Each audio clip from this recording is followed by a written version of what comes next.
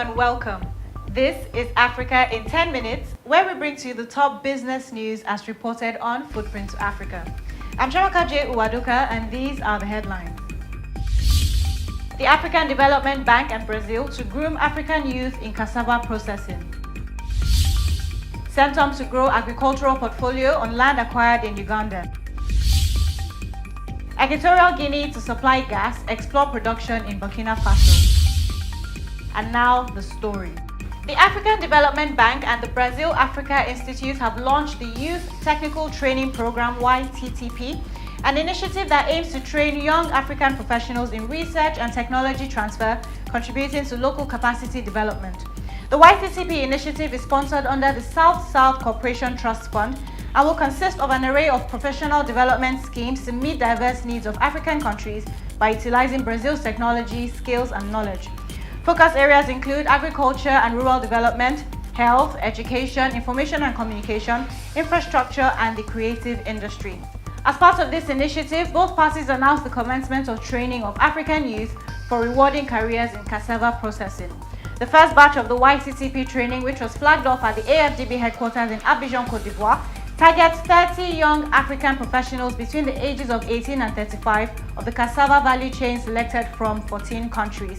The trainees will receive a 2-month training on the production chain of cassava at the Brazilian Agricultural Research Corporation, a state-owned center in Brazil. The Cassava Training Initiative was launched in close collaboration with the Brazil Africa Institute, the Brazilian Agricultural Research Corporation, and International Institute of Tropical Agriculture. Cassava is considered crucial to the food security of millions of people in sub-Saharan Africa. Most technologies developed in Brazil, especially those which relate to agriculture, are relevant for Africa. In addition, there's an increasing demand for Brazilian technology applicable to the African context. In other news, Kenyan investment firm Centum has confirmed an acquisition of 14,000 acres of land in Uganda, on which it plans to grow maize and soya in a bid to grow its agricultural portfolio.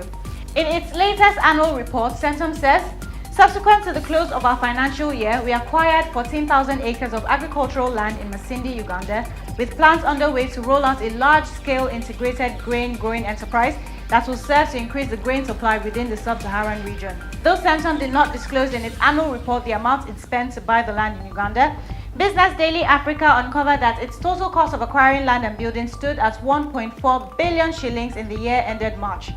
Agriculture is the latest sector Centum has ventured into, with the firm planning to have a presence in diverse industries in the medium term, including health and education. In other news, as one of Africa's biggest LNG producers, exporting 3.4 million tons of LNG to destinations worldwide annually, Equatorial Guinea has signed a memorandum of understanding to supply Burkina Faso with LNG. The agreement, which will run for an initial 3-year period, is part of Equatorial Guinea's LNG to Africa initiative, which highlights the vital responsibility of African countries to cooperate in the energy sector and build the necessary infrastructure to strengthen their economies. It compels both sides to negotiate and sign an LNG sales and purchase agreement and a terminal use agreement, which will be the basis for their first LNG exchange, and also calls for Equatorial Guinea to explore and produce oil and gas in Burkina Faso, helping the West African nation to build critical infrastructure to import, store and transport gas. As part of the agreement, Equatorial Guinea and Burkina Faso will commission a technical study for the construction of regasification and LNG storage terminals, as well as exchange knowledge and data. The two countries will also build regasification and storage terminals in Burkina Faso and transportation infrastructure, either by pipeline or LNG carrier, under the MOU signed between both countries' governments. Equatorial Guinea is committed to expanding its export capacity through the 2.2 million tons per annum Fortuna FLNG project, which will be Africa's first deep-water independent floating liquefied natural gas project, with the first gas forecast for 2020. In investment news, the World Bank Group has pledged $1.1 billion for the implementation of Chad's National Development Plan, comprising $1 billion from the International Development Association and $100 million from the International Finance Corporation, its private sector arm. Part of Vision 2030, the Chad We Want, Chad's 2017 to 2021 NDP is an ambitious plan that focuses on agriculture, energy, economic diversification, strengthening the private sector and job creation to speed up development in the country. It was adopted in July 2017.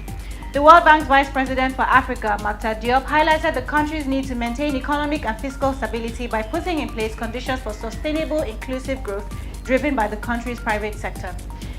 Chad faces challenges including the drop in oil prices, insecurity in the sub-region, influx of refugees, climate instability, and growing humanitarian needs. The government of Chad and the World Bank have agreed on a program of major structural reforms to promote economic growth and diversification by improving the management of public resources and budget execution, increasing oil sector transparency, promoting economic diversification by improving the performance of certain key sectors such as agriculture and livestock. The government of Chad and the World Bank have agreed on a program of major structural reforms to promote economic growth and diversification by improving the management of public resources and budget execution, increasing all sector transparency, promoting economic diversification by improving the performance of certain key sectors such as agriculture and livestock production, and increasing social protection for the poor and the vulnerable population. In agri news, a private firm, ND Eco Limited, is set to establish a $50 million animal husbandry project for the production of meat, milk, leather, and other products in the Sekeria East District Assembly of the Ashanti region of Ghana. The project is to be implemented under government's flagship industrialization initiative, One District, One Factory. The Chief Executive Officer of ND Eco Limited, Eugene Yakodankwa, disclosed that construction work on the project will start somewhere in December this year. He said that the company is looking to start with 20,000 cattle with an initial amount of $50 million, which they hope to receive by November. He explained that the project will serve the multi-purpose task of exploring opportunities in cattle ranching, milk production, and leather processing, among many others. The factory will have a section for beef and milk production and another section for leather production. Biogas plants will also be built to make sure the feces of the cattle do not go to waste. Additionally, a veterinary center will be constructed to cater for veterinary services in the district, said Mr. Yanko Dankwa. Meanwhile, the paramount chief of the area, Professor Nana Susubiri Kobwa Asante, says he has so far handed over 150-acre land to the Sekeria East District Assembly for the project. We are all interested in development, particularly in creating employment opportunities for our youth.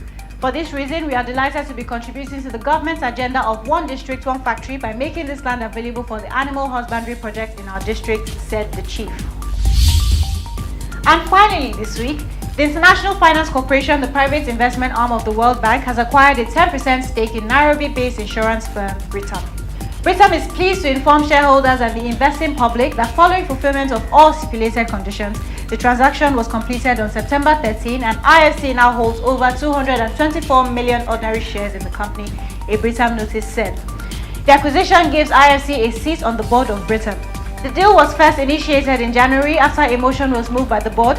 However, it was only completed after a long 9 months and extensive negotiation. That concludes the stories of the week. Please stay tuned for a recap. The African Development Bank in Brazil to groom African youth in cassava processing. Centum to grow agricultural portfolio on land acquired in Uganda. Equatorial Guinea to supply gas, explore production in Burkina Faso. The World Bank Group to support Chad's National Development Plan with $1.1 billion. ND Eco to set up a 50 million cattle ranch in Ghana. IFC acquires 10% of Britain. To keep up with the trending business news in Africa, stay connected. Subscribe to our YouTube channel, like us on Facebook, follow us on Twitter, and connect with us on LinkedIn. These news and reports are called from Footprints Africa. For daily updates and more business news in Africa, log on to www.footprintsafrica.com today. Footprints Africa, business news made in Africa by Africans.